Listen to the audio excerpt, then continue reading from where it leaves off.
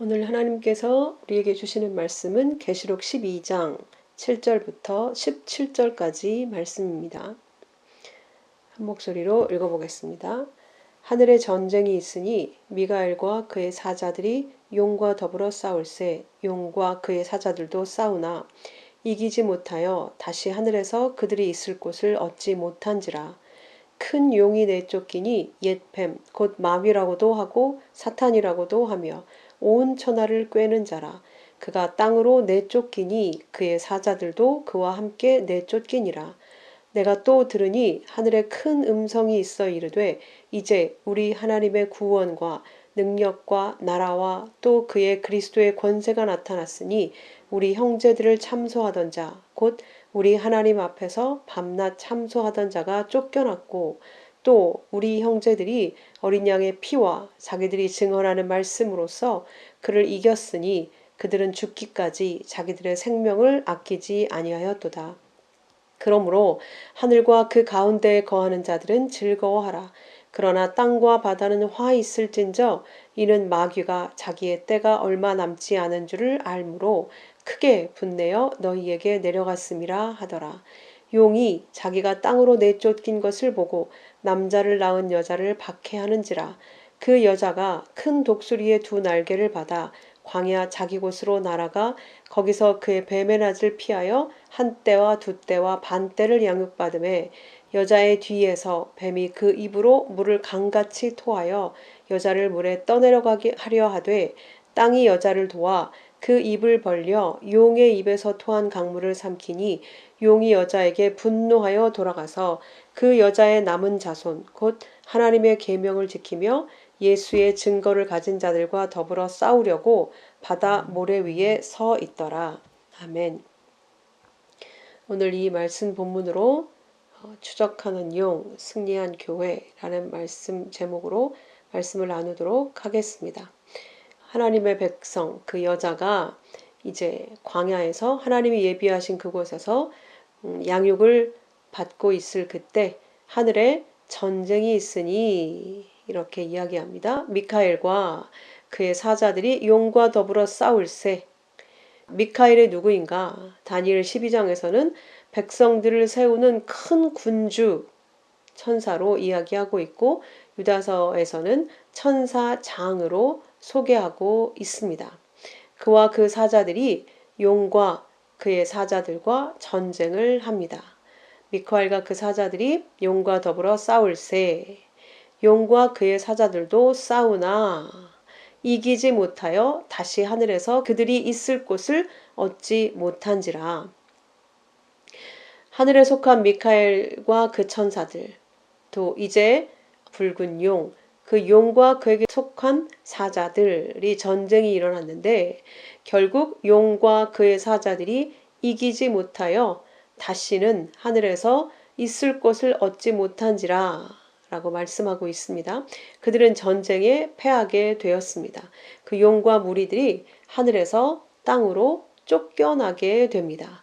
그 큰 용이 내쫓기니 옛 뱀, 곧 마귀라고도 하고 사탄이라고도 하며 그러니까 성경에서 용, 뱀이라고 써 있는 것은 다 마귀, 사탄을 의미한다고 가르쳐주고 있죠. 자, 그 마귀라고도 하고 사탄이라고도 하는 그 옛뱀, 큰 용이 내쫓기니 그는 온 천하를 꿰는 자라. 천하를 꿰다 할 때 이 단어가 플라나오, 속이는, 죄짓게 하는, 길을 벗어나게 하는 이런 뜻을 가지고 있습니다. 온 세상을 꿰는 자, 속이는 자, 거짓말로 죄짓게 하는 자. 그래서 옛 뱀 하면 저희가 에덴 동산에서 하와를 속인 그 옛 뱀을 의미하는 것이죠. 거짓말로 하와가 그 하나님이 금하신 열매를 먹게 만든 장 본인입니다. 그가 사탄이다. 이렇게 이야기하고 있는 것이죠. 그가 땅으로 내쫓겼다. 그의 사자들도 함께 내쫓겼다. 라고 이야기합니다. 그들이 이 땅에서 쫓겨난 이유가 무엇인가? 그 이유는 유다서 1장에 이렇게 기록하고 있습니다. 자기 지위를 지키지 아니하고 자기 처소를 떠난 천사들이다. 그래서 그들을 큰 심판까지 영원한 결박으로 흑암에 가두셨다라고 기록하고 있습니다. 자기 지위를 버리고 자기 처소를 떠난 자들, 그들이 사탄의 무리라고 설명하고 있는 것입니다. 우리 인간들도 하와를 시작으로, 아담을 시작으로 마찬가지였죠. 하나님이 금하신 그 열매, 인간은 하나님께 순종해야만 영원한 그 생명 안에서 행복을 누리며 생명을 지키며 살 수 있는데, 그래서 하나님께 복종하는 그 자리에 있어야 하는데 그것을 거절하게 되죠. 인간 또한 하나님의 말씀에 복종해야 하는 자리에서 벗어나 에덴에서 쫓겨나게 되었습니다.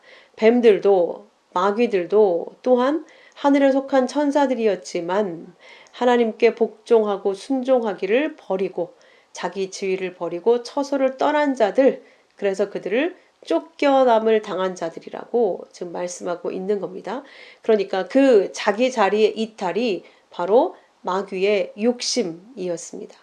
이사야 14장 13절에 보면 사단의 생각이 명확히 기록되어져 있습니다. 네가 네 마음에 이르기를 내가 하늘에 올라 하나님의 뭇별 위에 내 자리를 높이리라. 내가 북극 지표의 산 위에 앉으리라.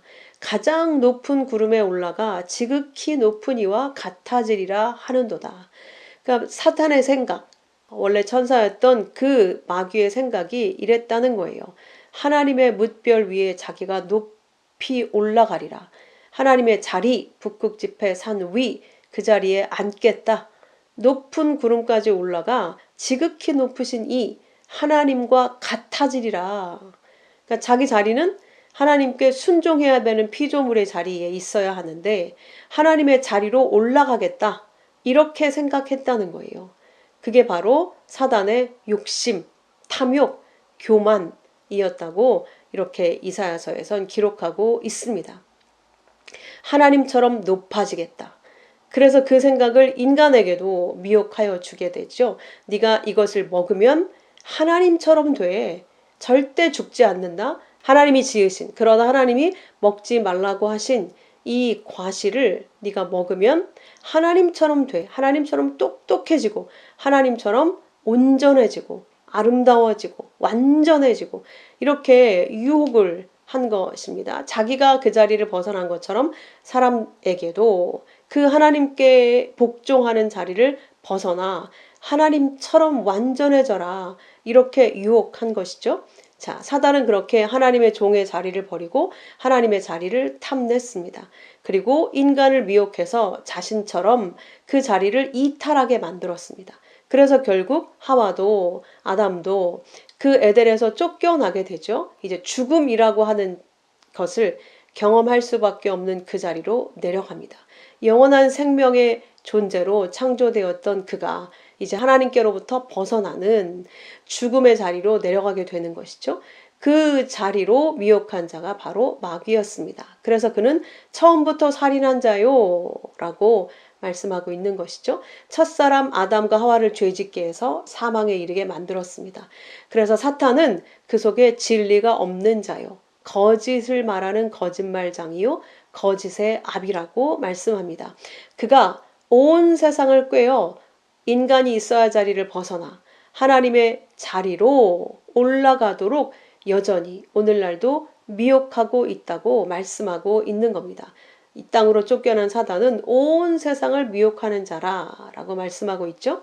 하나님을 대적하여 모두가 자기 자신의 이름을 위해, 자기 영광을 위해 자신이 왕이 되고자 그렇게 주인으로 이 세상 모든 사람들이 살아가고 있는 이유가 그렇게 하나님처럼 높아지기 위해 사단의 말을 듣고 사단이 주는 거짓말에 현혹되어 모든 세상 사람들이 그 말을 붙들고 살아가고 있다는 것입니다.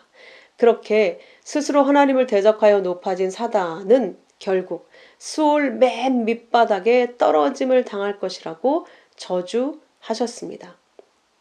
가장 높은 자리로 올라가겠다는 너, 그러나 이제 네가 수올 곧 구덩이 맨 밑에 떨어짐을 당하리라 라고 선언하고 있죠.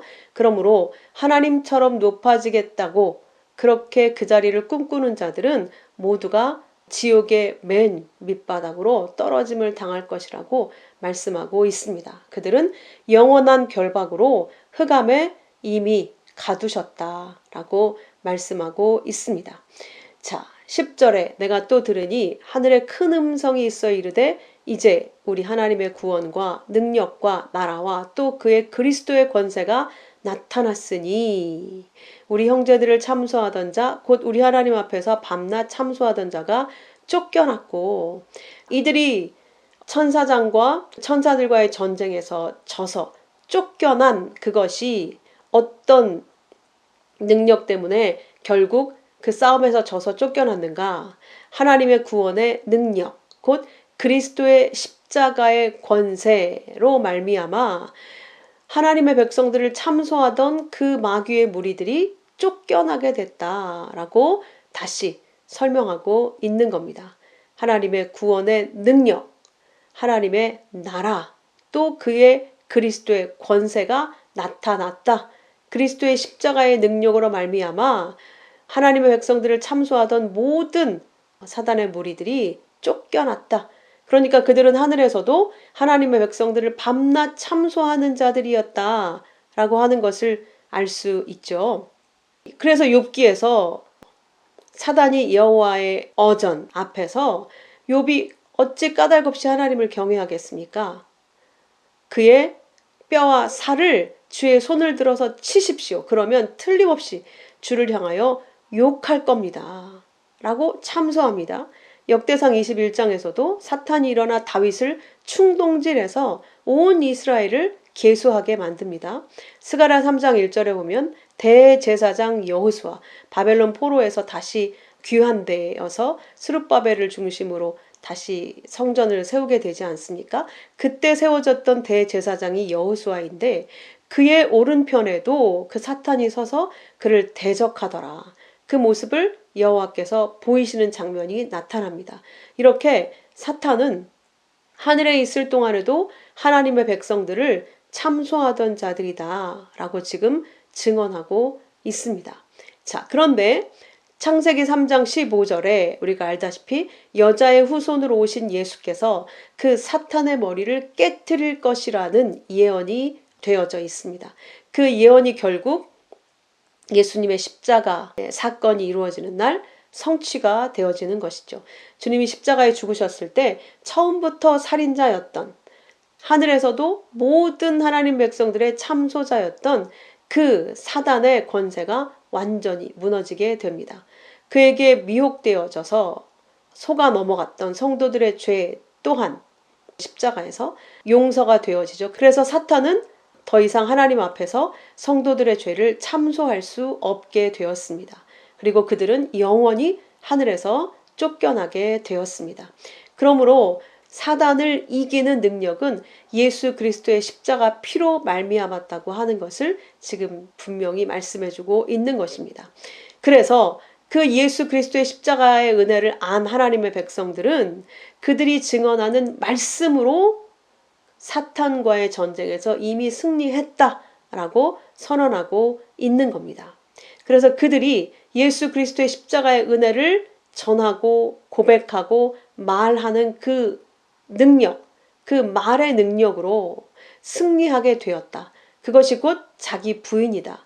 죽기까지 자기 생명을 아끼지 않았기 때문에 그들은 그 전쟁에서 이겼다라고 말씀하고 있는 것이죠. 11절에 또 우리 형제들이 어린 양의 피와 자기들이 증언하는 말씀으로써 그를 이겼으니 그들은 죽기까지 자기들의 생명을 아끼지 아니하였도다. 예수의 십자가로 사단의 허리는 완전히 꺾여버리게 되었고 완전히 흑암 가운데 권세가 묶여져서 더 이상 해칠 수 없게 참소할 수 없게 악을 행할 수 없게끔 되어졌습니다. 그리고 그 예수 그리스도의 십자가의 은혜를 안 모든 성도들은 어린 양의 피, 우리를 죄의 결박에서 풀어내신 어린 양의 피의 은혜를 알게 된 자들이 그 은혜를 증언하는 자로 서게 됩니다. 그래서 그 자기들이 증언하는 십자가의 그 말씀으로써 사단을 이겼다라고 말씀하고 있는 겁니다. 그러니까 우리가 그를 막 우리의 힘으로 대적하거나 우리가 선한 행위를 하고 나쁜 말을 하지 않으려고 애쓰고 금식하고 나를 깨끗하게 해서 사탄을 이기는 것이 아니라 예수 그리스도께서 우리에게 주신 언약의 말씀, 그 말씀을 붙들고 있는 것이 이긴 것이라는 거예요. 그 말씀으로 또 누군가에게 증거해서 그를 죄 가운데서 구해내는 것이 바로 사단의 권세를 이긴 것이다 라고 말씀하고 있는 겁니다. 그렇게 그들은 죽기까지 자기들의 생명을 아끼지 아니하였다라고 말씀하고 있죠.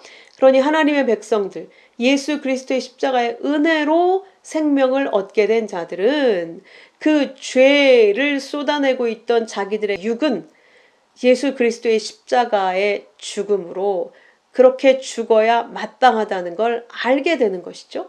그래서 하나님 앞에 이 육은 죽어야 마땅합니다 라는 고백을 하게 된다는 거예요. 그래서 더 이상 그들은 자기의 육을 의지하여 살지 않게 됩니다. 예수님의 은혜를 알기 전까지는 내 생각을 의지하여 살았고 내 의를 의지해서 내가 옳다고 여기고 삶을 살았습니다.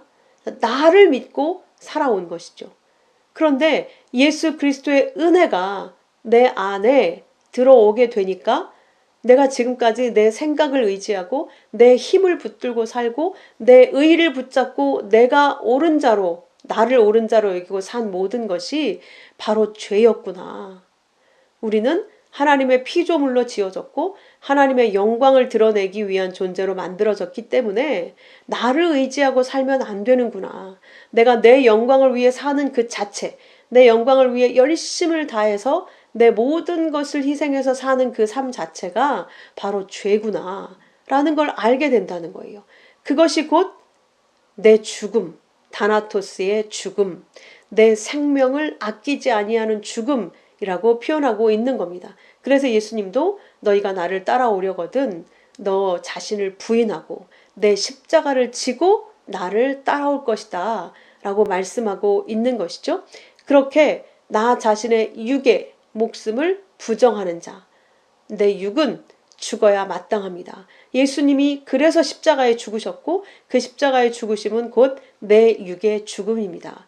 그러므로 이제부터는 내가 나를 의지하지 않고 오직 주께서 주신 그 은혜와 주께서 주신 그 언약의 말씀만을 의지하여 살겠습니다. 이런 고백이 나오게 된다는 거예요. 그걸 곧 다나토스의 죽음, 그 다나토스의 죽음은 우리가 진리로 완성되기 위한 선한 죽음을 의미합니다. 그래서 하나님의 백성은 모두가 다 그 다나토스의 죽음에 이르게 되는 것입니다. 그 자기 부정의 죽음이 곧 진리로 하나님의 백성으로 완성되어지기 위한 부활을 위한 죽음이라고 하는 것이죠. 그래서 어느 누구도 자기 부정의 죽음을 겪지 않고 그리스도의 십자가 은혜가 자기 것이 될 수 있는 사람은 아무도 없습니다. 그래서 하나님의 선택받은 모든 백성은 자기 목숨을 미워하는 자, 자기의 생명을 빼앗기는 자, 자기를 부정당하는 자, 그렇게 해서 그리스도와 함께 부활하여 산 자라고 말씀하고 있는 겁니다. 그래서 누구든지 자기 목숨을 미워하지 않으면 능히 내 제자가 되지 못한다. 자기 생명을 사랑하는 자는 잃어버릴 것이고 자기 생명을 미워하는 자는 영생을 통해서 너희의 생명, 진짜 생명을 보존하게 된다라고 말씀하고 있고 마태복음 16장에도 누구든 제 목숨을 구원하고자 하면 잃을 것이요 누구든지 나를 위해 제 목숨을 잃으면 찾으리라 말씀하시죠. 온 천하를 너희가 얻고도 네 목숨을 잃으면 무엇이 유익하겠느냐. 무엇을 네 목숨과 바꿀 수 있겠냐 라고 말씀을 하시죠. 그래서 후에 인자가 아버지의 영광으로 천사들과 함께 올 때 너희 각 사람이 행한 대로 갚아주리라 라는 말씀으로 이어져 있습니다. 그러므로 이 행함은 두 가지로 나눠지게 되는 거죠. 한쪽은 내 목숨을 구원코자 하는 행위로 인생을 산 자, 또 한쪽은 내 목숨을 잃어버리는 삶을 산 자, 그 둘 중에 하나, 그 행함대로 갚아주시겠다는 거예요. 그러니까 자기 목숨을 얻기 위해 자기 영광과 자기의 자랑과 자기 자신의 이름을 얻기 위한 삶을 살아온 자들, 그 삶을 하나님의 말씀을 잘 지켜내는 행위로 살아내려고까지 하는 게 우리들의 죄이지 않습니까? 그렇게 하나님의 말씀을 이용해서까지 내가 훌륭한 자, 하나님께서 기뻐하실 만한 행위를 내놓을 수 있는 자, 그런 자가 되고 싶은 게 우리의 욕심이라는 거예요. 그래서 그것을 위해 산 자들은 그 행위대로 갚아주겠다. 근데 한쪽은 날마다 내가 어떤 일을 해도 이것은 곧 나를 위해서 행하는 일에 불과하는 것이기 때문에 이게 내 자랑이 될 수 없고 하나님 앞에서의 내 선이 될 수 없다. 라는 것을 고백하고 인정하고 안 자들은 내 목숨을 잃는 삶을 살았다고 인정하신다는 거예요. 그래서 그렇게 목숨을 잃어버리는 삶을 산 자, 날마다 자기를 부정당하고 나는 예수님의 은혜가 아니면 한순간도 사람 같을 수 없다라는 그 고백으로 산 자들에게는 영원한 생명으로 갚아주신다는 거예요. 그래서 우리의 행위는 둘 중에 하나예요. 목숨을 잃어버리는 삶을 살던가 목숨을 얻기 위한 열심의 삶을 살던가 둘 중에 하나라는 거예요. 그래서 목숨을 잃어버리는 삶을 다른 말로 하면 믿음의 삶이라고 말씀하는 것입니다. 하나님만 믿어요. 나는 더 이상 나를 믿을 수가 없어요. 내가 내놓는 모든 건 다 내 유익을 위한 악이기 때문에 하나님만 의지하여 살지 않으면 나는 죄의 삶을 내놓을 수밖에 없다고 고백하게 된다는 거예요. 그렇게 나를 부정하고 하나님이 주신 말씀만 의지해서 하나님 없이는 한순간도 살 수 없는 나로 사는 것, 내 목숨을 빼앗기며 사는 것, 그것이 곧 영생을 얻는 삶이다. 그 다나토스의 죽음의 삶이 곧 진짜 삶을 얻는 삶이다. 라고 말씀하고 있는 겁니다. 그래서 로마서 7장 23절에 죄의 삭은 사망이요 하나님의 은사는 그리스도 예수 우리 주 안에 있는 영생이다 라고 말씀하고 있는 겁니다. 죄의 삭스로 우리가 사망, 다나토스에 이르러서 하나님의 선물인 예수 그리스도 안에 있는 영생을 받아라. 이게 이런 말이거든요. 로마서 7장 23절이 너희는 이제 죄를 지었으니까 그 대가로 죽어야 돼. 이렇게 말씀하시는 게 아니라 그 죄로 말미암아 너희는 죽어야 마땅한 자라고 하는 그 다나토스의 죽음을 경험하게 된다. 내가 그래서 하나님의 진노 가운데 놓인 자였구나. 그런데 그것을 깨닫는 자에게 하나님이 예수 그리스도의 십자가 은혜를 영생으로 주시는데 그것을 붙들고 살아나라. 라고 죄의 삭슨 사망과 하나님의 선물인 예수 그리스도 안에 있는 영생이 이렇게 같이 주어져 있는 거예요. 죄를 통해서 너희가 죽어 마땅한 자라는 걸 알고 예수 그리스도를 붙잡고 영생으로 와라. 이렇게 말씀하고 있는 것이죠. 그러니까 죄는 예수 그리스도 안에 있는 생명을 얻기 위해 필수적인 거라는 걸 알 수 있죠. 죄 없이 예수 그리스도 안에 있는 영생을 얻을 수 없다라는 결론을 이야기하고 있는 겁니다. 그래서 모든 백성들, 우리가 죄인이다 라고 고백하는 것은 그 죄로 말미암아 우리 육에 대한 죽음을 고백해야 한다는 것이죠. 그래서 내 육을 의지해서는 안 된다는 것을 알고 그래야 예수 그리스도를 의지하고 예수 그리스도의 말씀만을 믿고 살 수 있게 되므로 그게 바로 생명이다. 반드시 너희는 다나토스의 죽음을 통해서 영생으로 건너와야 한다. 내가 너희를 그렇게 영생으로 죄를 통해 이끌어낼 것이다. 라고 약속하고 있는 겁니다. 그러므로 얘들아, 너희는 절대 너희의 생각, 너희의 의지, 너희의 선행, 너희 자신의 어떤 절대 그런 것을 의지하지 말아라. 네 목숨을 붙들려 하지 말아라. 라고 말씀하고 있는 겁니다. 그래서 성도는 이 땅에서 왕들로 살든 거지로 살든 모두가 자기 자신의 인생을 부인당하는 삶을 사는 겁니다. 솔로몬도 다윗도 왕이었지만 왕일 수 없는 하나님만 의지할 수밖에 없는 자로 살게 되었죠. 자기들이 왕으로 스스로를 인지하고 교만 가운데 있을 때 하나님이 그 자리에서 그 죄를 선언하고 그들을 꺾어버리셨습니다. 그러나 그들을 죽이지 않으셨죠. 왜? 그 죽음은 예수님의 죽음으로 그 죄가 용서되어지는 것이지 우리가 죽는다고 그 죄가 해결되는 게 아니기 때문입니다. 그래서 다윗이 그렇게 눈물의 기도를 했지만 밧세바 사이에서 얻은 그 자식이 죽을 수밖에 없었어요. 아들이 죽어야 그 죄가 용서받고 살아나는 것이기 때문에 죄는 다윗이 지었는데 그 죄에 대한 대가는 아들이 감당하고 죽게 되는 겁니다. 예수 그리스도 하나님의 아들이 죽으셔서 다윗이 살아난 것임을 가르쳐주고 있는 것이죠. 솔로몬도 평생에 수많은 천여 명이 가까이 되는 그 아내들을 얻어서 자기의 자리를 지키려고 하지만 결국 그가 깨닫게 된 건 헛되고 헛되니 헛되고 헛되고 헛되고 헛되니 모든 것이 헛되도다 라는 고백이 쏟아져 나왔습니다. 모든 이 땅의 것을 다 하나님이 주어 보신 거죠. 그것이 정말 너희에게 기쁨과 행복과 생명을 줄 수 있는 것인지 경험하게 하신 것입니다. 결국 솔로몬은 아니구나. 이 세상의 그 어떤 것으로 내 안에 필요한 모든 것이 다 채워져도 그것은 내 생명이 될 수 없구나 라고 고백하고 끝나게 되는 것이죠. 반면 거지 나사로는 아무것도 이 땅에서 자기가 자랑할 만한 것을 얻은 것이 없습니다. 거지로 살았어요. 부잣집 앞에 거지.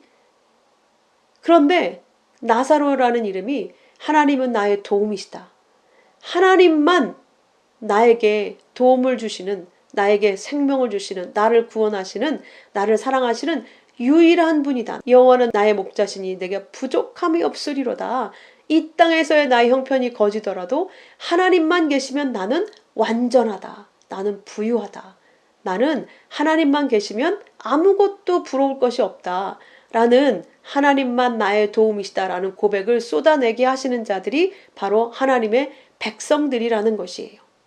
그래서 우리도 이 땅에서 어떠한 모습으로 어떠한 위치에서 어떠한 역할을 하면서 살든지 동일하게 하나님이 주신 것은 그것이 나에게 생명을 줄 수 없다는 걸 깨닫게 하기 위해 주신 것이고 하나님이 나에게 주시지 않는 것들은 그것 없이도 충분히 우리가 하나님만으로 만족하며 살 수 있는 자라는 걸 가르치기 위해서 허락하신 선물이라는 거예요. 주신 것도 안 주신 것도 모두 우리에게는 하나님 자신의 생명과 그 사랑과 영광을 주시기 위한 선물들이라고 하는 것입니다. 그러므로 우리에게 무엇이 부족할 것이 있겠으며 무엇이 아쉬울 것이 있겠으며 무엇이 자랑할 것이 있겠습니까? 우리에게 허락된 모든 것은 하나님께서 하나님 자신을 가르쳐 주시기 위한 도구요 수단에 불과한 것입니다. 자, 12절 말씀. 그러므로 하늘과 그 가운데 거하는 자들은 즐거워하라. 우리가 그 진리, 그리스도로 인한 은혜를 깨달아 알고 그 진리를 깨닫게 되면 우리는 하나님 앞에 감사하며 즐거워할 수 있습니다. 하늘이 된 자들, 그 진리를 알아서 하늘들이 된 자들은 즐거워하라 라고 말씀하시죠. 그러나 땅과 바다는 화 있을진저. 이제 마귀는 자기의 때가 얼마 남지 않은 줄 알고 크게 분내어 너희에게 내려갔습니다. 말씀하시죠. 이제 하늘에서는 있을 곳이 없어서 완전히 쫓겨나서 하늘과 그 가운데 거하는 자들은 이제 즐거워할 일뿐이에요. 참소하던 자들이 쫓겨나 버렸으니까. 근데 그들이 내려와 있는 이 땅과 바다는 이제 고통 가운데 화가 있다라고 말씀하고 있죠. 그들이 이제 자기의 때가 다 됐음을 알고 너무나 분이 나서 사람들을 괴롭히기 위해서 내려갔다라고 이야기하고 있는 겁니다. 이건 이 세상뿐만 아니라 하나님의 백성들, 믿음의 교회들도 예외는 아니죠. 이미 사단은 어둠 가운데 결박되었고 어떠한 해도 하나님의 백성들에게 끼칠 수 없습니다. 그렇지만 계속 미혹하고 거짓말하는 말을 쏟아내고 그것들로 우리를 속이려고 애를 쓰고 있습니다. 죽을 때까지 그들은 그 일을 하는 거예요. 우리를 속여서 넘어뜨리려고. 우리가 하나님을 향해 가지고 있는 그 믿음을 깨트려 버리려고 애를 쓰고 있는 겁니다. 그러나 우리는 그리스도의 십자가의 피로 옷 입혀져 있기 때문에 그 공격에 무너질 수 없죠. 구원이 취소될 만한 그런 일은 있을 수 없습니다. 그러나 우리가 때때로 속을 수는 있는 거예요. 왜냐하면 이들이 완전히 무정행으로 들어가기까지 결코 우리를 미혹하는 일을 멈추지 않기 때문입니다. 그래서 13절에 용이 자기가 땅으로 내쫓긴 것을 알고 남자를 낳은 여자를 박해하는지라. 믿음의 아들 예수를 시인하고 고백한 자기 부인의 십자가의 삶을 산 여자들, 교회들을 박해하더라는 거예요. 여기서 이 디오코가 추적하다라는 단어가 있거든요. 그들을 추적하는 거예요. 끝도 없이. 너희 대적 마귀가 우는 사자와 같이 두루다니며 삼킬 자를 찾나니 근신하여 깨어라 라고 베드로서에서 말씀하고 있지 않습니까? 이런 거예요. 그들은 우리에게 어떤 해도 끼칠 수 없지만 계속 하나님의 백성들을 추적해서 거짓을 자꾸 마음에 심어주려고 하는 거죠. 듣게 하는 거죠. 보게 하는 거예요. 세상을 통해서. 네가 진짜 하나님의 백성으로 복받은 자가 맞는지. 이렇게 지금 힘들게 사는데 네가 진짜 하나님의 백성이 맞아? 그러니까 예수님 앞에도 그렇게 시험하는 장면을 예수님께서 직접 보여주셨잖아요. 이 돌들을 떡으로 만들어 봐라. 성전 꼭대기에서 떨어져도 절대 죽지 말고 네가 아들이라는 걸 한번 증명해봐. 천사들이 네 발을 받쳐서 안 죽게 만들도록 그렇게 구해서 증명해봐 네 자신을. 그리고 온 천하의 세력 권세를 다 줄 테니까 나를 경배해. 나를 하나님으로 경배해. 이렇게 속이지 않습니까? 그렇게 눈에 보이는 것, 니네 마음으로 진짜 원하는 건 네 육의 배부름이고 네 육의 자랑이고 네 육의 영광이니까 내가 그거 다 해줄 테니까 나를 하나님으로 섬겨라. 이렇게 유혹하는 거예요. 그러니까 우리가 예수라는 믿음의 아들을 시인하고 고백하고 그렇게 내 삶을 통해서 인정하게 되기까지는 우리 삶에 죽기까지의 고통이 있다는 뜻이거든요. 우리가 어떤 때 예수 그리스도를 찾고 교회에 와서 하나님께 기도합니까? 우리가 다 그 과정을 거쳐서 구원을 경험하지 않았습니까? 우리는 죽을 만큼 고통스러운 내 힘으로 아무리 모든 걸 동원해봐도 해결되지 않은 어떤 괴로움과 고통과 내게 닥쳐진 어떤 큰 문제가 있을 때 하나님을 찾아요. 신을 찾죠. 한 번도 찾아보지 않은 그 신을 급기야 그런 일을 통해서 찾게 됩니다. 그것을 사용하셔서 하나님께서 하나님이 살아계시다는 것을 우리에게 가르쳐 주시는 것으로 우리가 그렇게 아이처럼 믿음의 성장을 시작하게 되어지죠. 그렇게 우리는 살게 됩니다. 처음에는 보여지는 것, 느껴지는 것, 만져지는 것들로 하나님이 많은 응답들을 주세요. 근데 어느 시점까지 자라게 되면 이제 하나님이 그런 것들을 다 거두어 가시고 치워 가시고 아무리 기도해도 들어주지 않으시고 아무리 기도해도 응답하지 않으시는 것 같은 그런 때가 와요. 그때부터는 하나님이 보여지고 만져지는 것들로 우리를 키우시지 않으십니다. 보여지지도 않고 만져지지도 않는 하나님의 말씀으로 키우기 시작하세요. 하나님의 말씀은 그런 것이잖아요. 겉으로 드러나지 않아요. 그런데 하나님의 말씀을 통해서 우리는 점점 보이지 않는 하나님이 누구이신지를 분명히 더 자세하게 알아가기 시작합니다.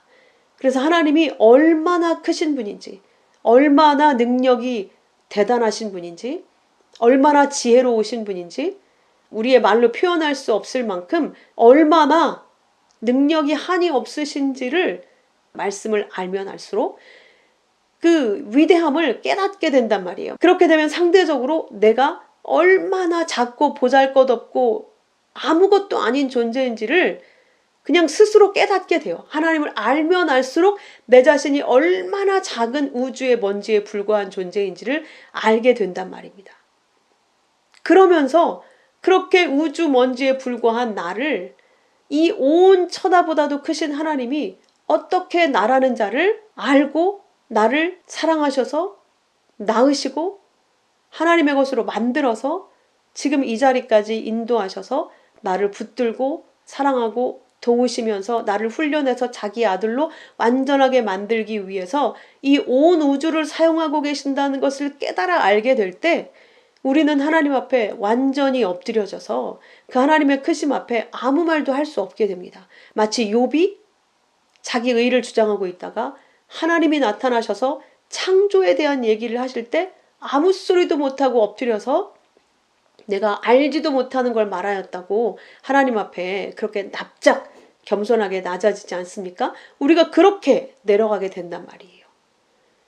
그렇게 우리는 하나님을 조금씩 알아가게 되고 하나님의 크심 앞에 나를 낮추어가며 그렇게 낮아질 때 내가 어떠한 사랑을 받고 있는지를 진짜 알게 되기 시작하기 때문에 그 단계가 되어지면 보여지는 어떠한 증거가 없어도 아무 상관이 없게 돼요. 그냥 내가 하나님 안에 거하고 있는 그 한 가지로 모든 게 다 완전해지는 거죠. 부족할 게 없어지는 거죠. 그냥 그게 전부가 되는 거예요. 그래서 그걸로 만족한 자로 살아가도록 하나님께서 이끄신다는 것이죠. 그렇게 우리가 양육을 받아가게 되어지는데 그때에도 여전히 사단은 정말 틈만 나면 하나님의 사랑을 의심하게 만들고 믿음을 깨버리게 만들려고 한다는 거예요. 그래서 하나님이 그 여자를 큰 독수리의 두 날개로 받아 광야 자기 곳으로 날아가 거기서 그 뱀의 낯을 피하여 한 때, 두 때, 반 때를 양육한다. 그 여자는 그렇게 양육받는다라고 말씀하고 있습니다. 두 날개, 하나님의 말씀이죠. 말씀으로 광야, 사도행전 7장에 광야는 바로 교회를 설명하는 거라고 스데반이 얘기하고 있죠. 그러니까 우리가 하나님의 말씀으로 교회로서 보호를 받는다는 거예요. 뱀의 낯을 피해서.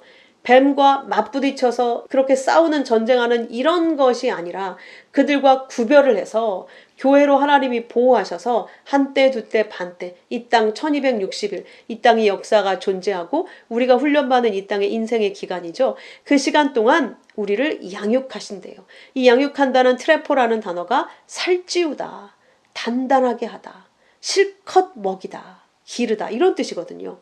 그러니까 하나님이 우리를 교회로 보호하시면서 말씀으로 계속 먹여서 살찌워서 아주 단단하고 강성한 자로 만들고 실컷 먹여서 잘 자라게 하신다는 거예요. 그래서 완전한 하나님의 아들로 만들어 내신다는 것이죠. 자, 이러한 때에 15절 보면 여자의 뒤에서 뱀이 그 입으로 물을 강같이 토하여 여자를 물에 떠내려가게 하려 하되 땅이 여자를 도와 그 입을 벌려 용의 입에서 토한 물을 삼키니 이렇게 우리를 양육하고 하나님이 길러내시고 계실 때 사단으로부터 보호하여 길러내고 계실 때에도 그 뱀은 우리 앞에 맞서지 못하게 하셨으니까 뒤로 가서 그 입에서 물을 강처럼 쏟아낸대요. 홍수처럼. 그 물은 무슨 물입니까? 거짓말. 물은 말을 설명하는 거니까 하나님의 말씀이 생수이지 않습니까? 근데 사단이 주는 말은 거짓말. 하와를 처음부터 속였던 거짓말. 예수님을 시험하였던 그 사단의 거짓말. 그 말들로 쏟아내는 거예요. 폭포수처럼.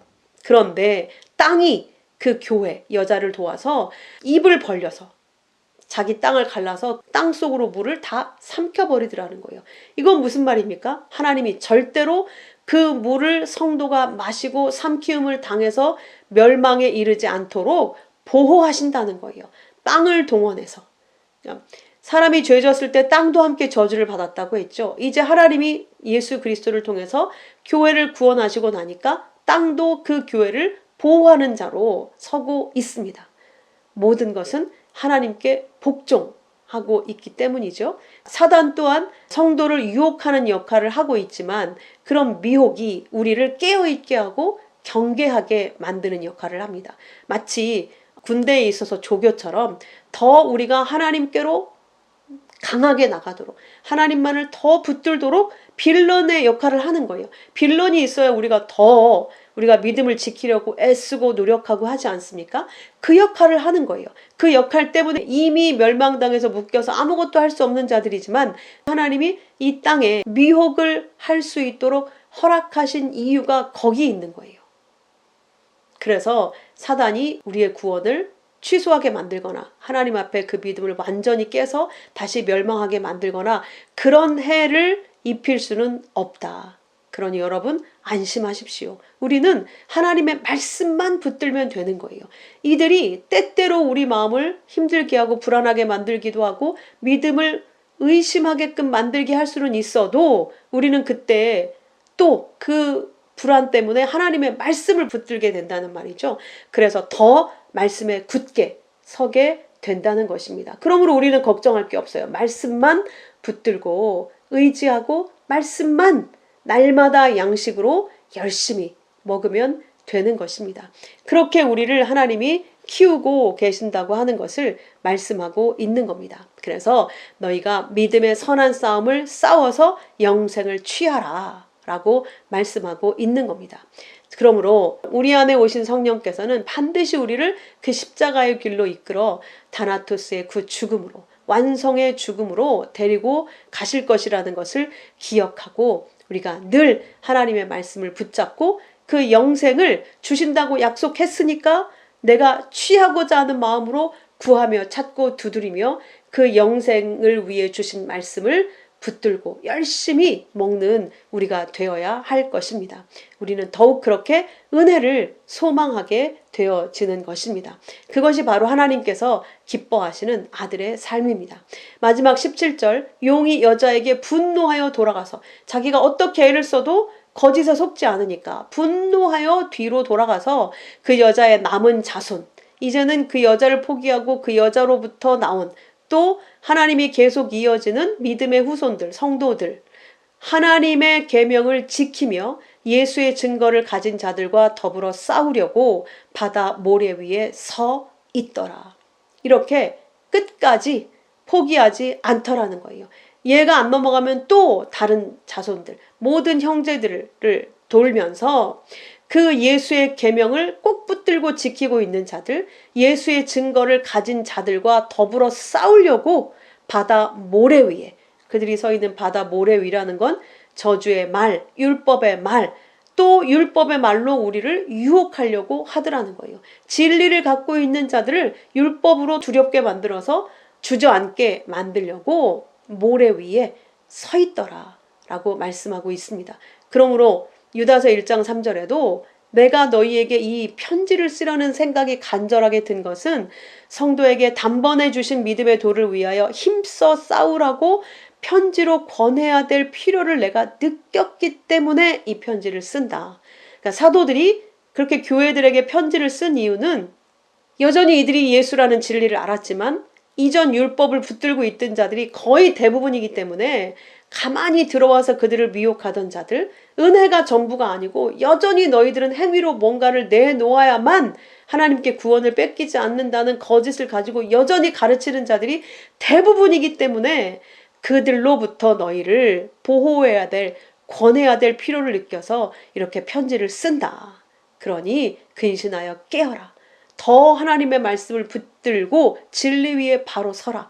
믿음의 선한 싸움을 싸워라. 절대 잠들지 말고 근신하고 깨어서 말씀 안에서 깨어서 거짓에 속지 말아라.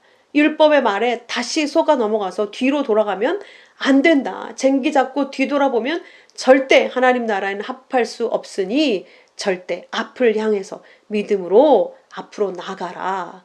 그래서 계시록 14장에도 성도들의 인내가 여기 있으니, 그래서 우리에게는 인내가 필요한 거예요. 끝까지 그 진리만을 붙잡고 그리스도를 믿는 믿음만으로, 그리스도의 언약의 말씀을 믿는 믿음으로 우리 안에 있는 믿음을 지켜내야 하기 때문에, 물론 성령께서 우리를 지켜내시는 것이죠. 거기에 우리는 순종하게 되는 겁니다. 우리들의 인내는 하나님의 계명과 예수의 믿음을 지키는 그 믿음의 여정을 인내라고 하는 것입니다. 그러므로 우리가 그 믿음을 지키기 위해서는 진리의 전신갑주를 취하라. 그래야만 너희는 거짓과의 전쟁에서 승리할 수 있다. 사단과의 전쟁에서 승리하는 유일한 길은 그 진리의 말씀을 꼭 붙들고 믿음으로 지키는 자들이다 라고 오늘 말씀하고 있습니다.